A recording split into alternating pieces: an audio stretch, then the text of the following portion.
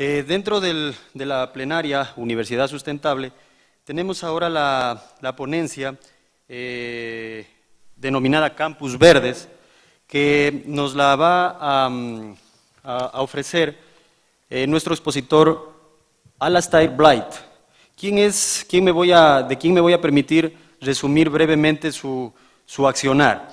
Él es analista para el programa de construcciones escolares de la Dirección de Educación de la Organización para la Cooperación y el Desarrollo Económico, OCDE. Ha hecho algunos proyectos, entre el proyecto actual, uno de sus proyectos actuales incluye un diseño innovador para los edificios de educación, en especial edificios de educación superior. Es además catedrático en la Escuela de Arquitectura en la rama de Tecnología de Arquitectura y Derecho de la Construcción y es coautor de un libro de gestión del portafolio para mejores diseños. Sí, con un fuerte aplauso lo recibimos a nuestro siguiente expositor.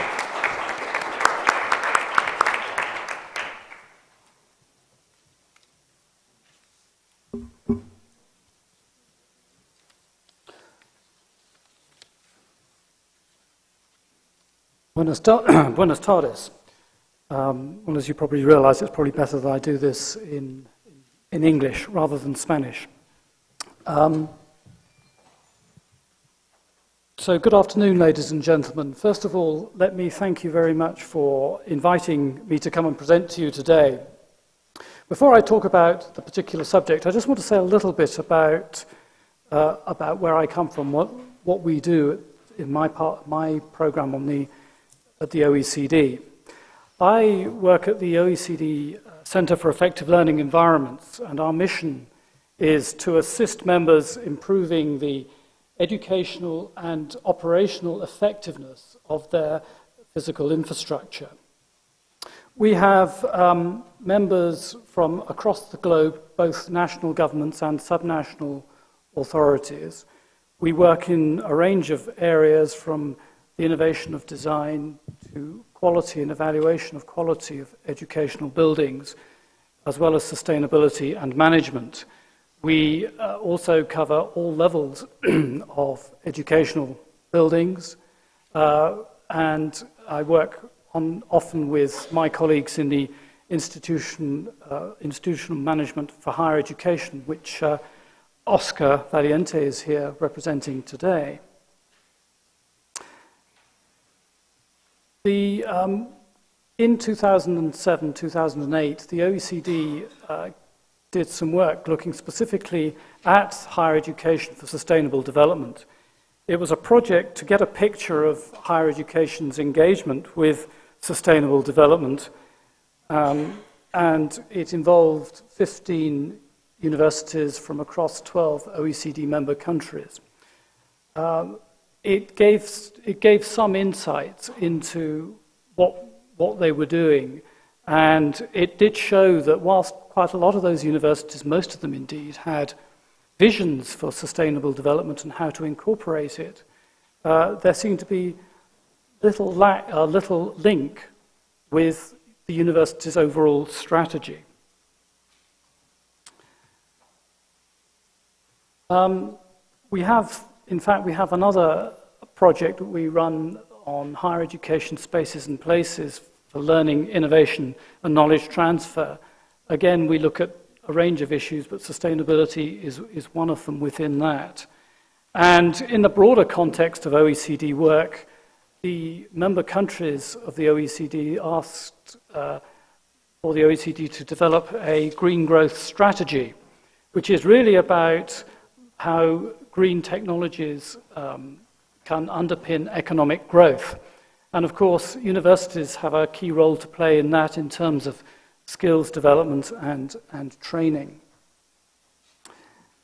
In this presentation, I'll draw from these activities and just say a little bit about the key role, if you like, for higher education, look at some trends and things that we're seeing happening, give a few examples and talk about one or two challenges and some good practices.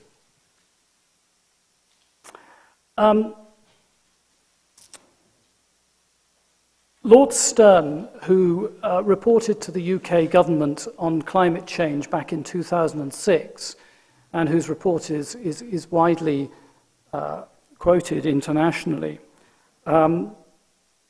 came up with a reason, perhaps, or suggested a reason why it was important for higher education to be integrally involved in sustainable development. He said the higher education sector is where these young minds are developed and trained. Therefore, it's crucial that the sector contributes strongly to sustainable development. It can do so by training and expanding these young minds, researching answers to challenges and informing public policy, showing its own understanding and commitment through careful campus management, and by being a responsible employer and active member of the business and local community.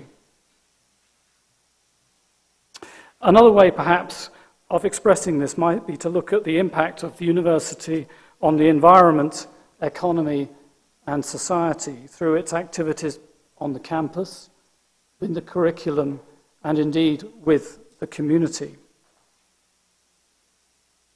Sustainable development is important for universities for several reasons, of course. Universities have a unique role in the community as places for knowledge exchange in terms of education and research, but also as places which can engage the community at a broader level, whether it's by running activities for local people or providing places for them to meet. So through their activities, universities can also leverage the knowledge they have and provide examples to the community, for example, of green building. They are places to foster green learning through research and development, but also through practice. And through their link to local training and skills needs, enhancing the community and local needs to create sustainable communities. For example, the project that Oscar talked about this morning, the City and Regional Development Programme, shows how this can happen in different ways. And of course, universities have a central role in their engagement with business and community. But also, universities are a significant consumer of resources. For example, they use large areas of land, have large numbers of buildings, employ large numbers of staff, and impact often significantly on things like local transport systems and other services, let alone all the resources needed to support such large numbers of people. So just a little bit about some of the sort of broader trends that we're seeing, some of the things that we're seeing. One of the things I wanted to just draw your attention to is that students now have much more information from which to make their choices about which university to attend. As we know, the growth of the glorious ranking systems. And indeed, there is the rise of green ratings and rankings, and these are some of the examples here. And these sort of systems measure how well an institution is actively performing in comparison with another institution, as well as perhaps what systematic means it has of embedding and improving its performance. And also, we're seeing rating systems for buildings themselves, the last two on that list, again, which provide information on how well a building itself might perform. But often the focus of sustainable development that we've seen has been really on environmental and ecology, and perhaps less so than society. Yet perhaps sustainable economies and societies demand more attention to this. We're also seeing, if I can put it like this, government encouragement, governments increasingly encouraging development of greener, for example, greener campuses. In Spain, for example, there's the Campus of Excellence program, which is, although it's more than just about the physical infrastructure, it does put sustainability somewhere close to the center of that in terms of importance.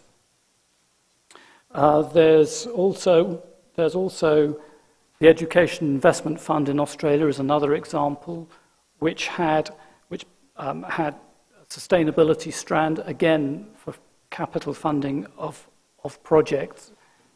And the Higher Education Funding Council for England is just my third example here, which has developed a carbon reduction strategy and sector-level targets for CO2 reduction across the higher education estate in England and Wales, and indeed is linking capital funding to carbon performance on carbon emission. And I'll come back to that in a moment. Another example of a sort of thing that we're seeing is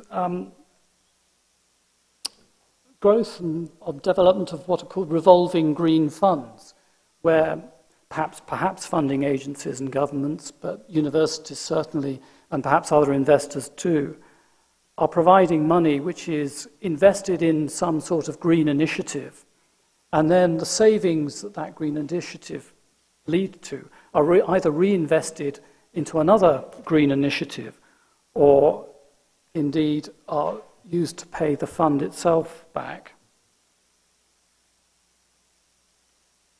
But of course there are challenges, and there are a sort of number of these.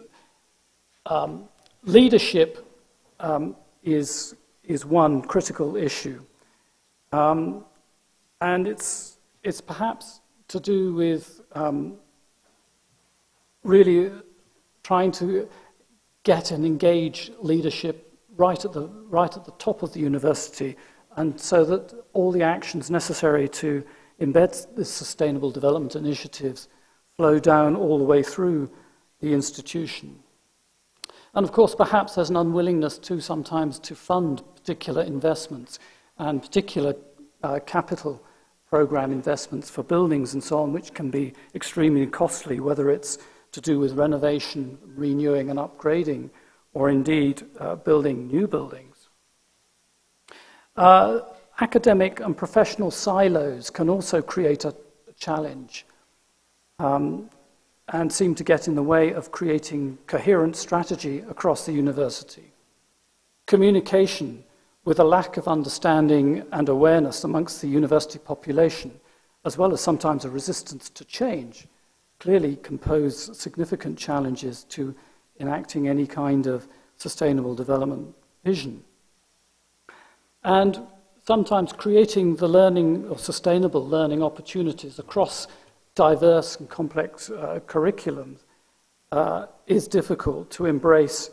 It is difficult to embrace sometimes the range of disciplines to develop a systemic and interdisciplinary learning for sustainability. Having just reflected on, or just picked out one or two of the challenges, and there may be, and there are many more, I thought I'd just show some examples of approaches about how universities are tackling some of these different issues. And with your permission, Rector, I'm going to just quote the University of Veracruz, re-landscaped part of its campus in Jalapa, which I was fortunate enough to visit last year. And one of the impacts of this is to increase, again, I think, the biodiversity, as well as providing attractive and engaging place for the people and staff of the university to go to. And in 10 years, it's a project that seems to has achieved an awful lot. The University of Polytechnical University of Catalonia targeted waste reduction. It recruited an environmental team to raise awareness, reinvested the savings into sustainable activities, and indeed established a centre for technology and innovation and education for sustainability, another kind of approach that could be used. This one brings me back to the Higher Education Funding Council in England.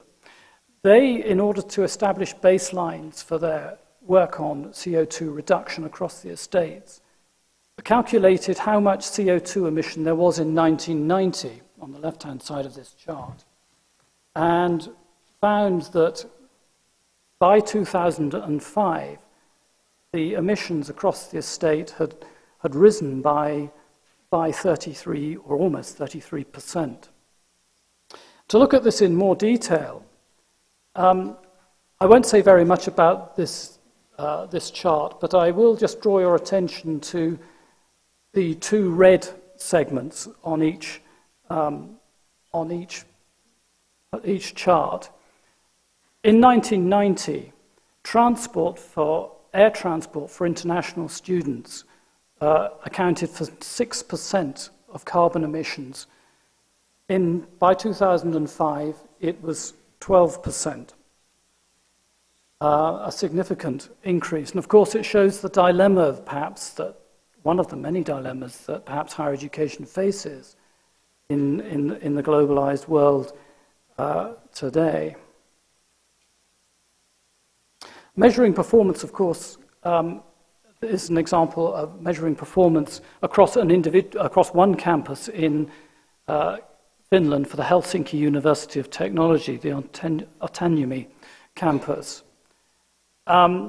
It showed the wide disparity or wide variation of CO2 emissions across the different buildings and came up with some interesting conclusions, one of which was that the design assumptions for the original design of the buildings and or their renovation did not actually match what happened in reality. In other words, design predicted a far better level of performance in many cases.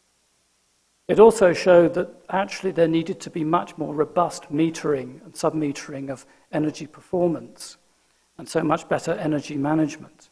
And that end-user motivation, in other words, engaging the people using the buildings, the staff and the students, was actually critical to achieve the benefits that they wanted to. I thought I'd show you an example of how far-reaching the concept of the link for sustainability in higher education can be. In northern Mexico, creation of a sustainable knowledge city at the Autonomous University of Ciudad Juarez, where they're building a new campus outside the city. Much attention to this they've paid much attention to the actual green aspects of the environment and preserving the ecology and using environmentally friendly strategies for energy performance, building construction, as well as transport systems. Again, it shows perhaps a dilemma because they're taking a piece of the desert in order to build this large area of campus. And indeed, it's anticipated that the city will actually grow around the campus as the city extends out into the desert. So just some reflections really on what the work that we've done suggests might be good practice. And it suggests really that attention should be paid to, first of all, identifying someone to lead the initiatives within the institution. Very clear leadership. Create a clear vision with an action plan. Integrate sustainability initiatives with the university strategic plan, going back to that earlier comment that I made. And communication with all stakeholders and an effective communication plan is critical. Involving all stakeholders within the plan, including the students in the various initiatives that might take place. And here we're talking about whether it's sustainability in infrastructure or other aspects of the sustainable development within universities. So far as the physical infrastructure is concerned, it's important that there's a clearly defined need for a new building if there is to be a new building. After all, you might build a green building but not need the building at all. The same perhaps for renovations, extensions and modeling of buildings. Make all the systems manageable, because if people can't find ways of turning on or off the lights, the air conditioning and so on, human beings are particularly resourceful in getting around all the wonderful systems that we architects install. And you end up with a grossly ineffective and badly performing building in terms of its energy. And submetering for energy, dividing the buildings into smaller parts so you get an accurate reflection of how energy is being used. With regular evaluation, you've always got to know what's happening. And that really applies all the way through. Any plan, such as a plan for incorporating sustainable development, is feedback to measure and evaluate the improvements. That way, we should know how well we're performing. Muchas gracias. Thank you very much.